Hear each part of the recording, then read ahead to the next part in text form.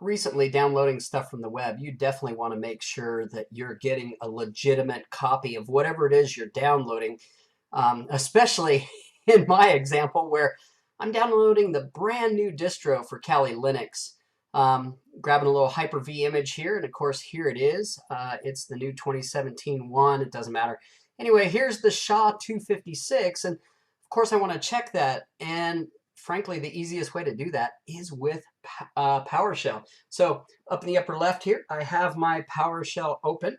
And what I can do, let's just go start here real quick. We'll go get help with Get-File-Hash. Okay, so we'll look up file hash. We can read about it. So make sure you go ahead and do that. There's some syntax here for you to follow. But frankly, when I'm using PowerShell, the biggest thing that I like to do is go look at the examples, because 99% of the time, the examples are giving me exactly what we need. So I'm just going to do a basic one here for you. We're going to go, so I've downloaded that file. You can see it right here on my root of C. And what I'm going to do is actually go ahead and just simply copy this example command here. So I'll do a Control-C on that. I'll come down here and I will paste it in. So my file, of course, is not PowerShell. That's not what I want to run my hash on. So I'm just going to come in here. I'm going to do a C:\\, and my file is actually right here.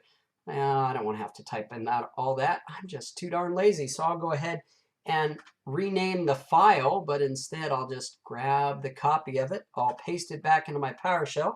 This is a .7z. So there we go. And I'm going to format it as a list. Now, the default is the SHA-256. So I just execute this PowerShell. And because it's a 2 gig file, it might take a second or two to run.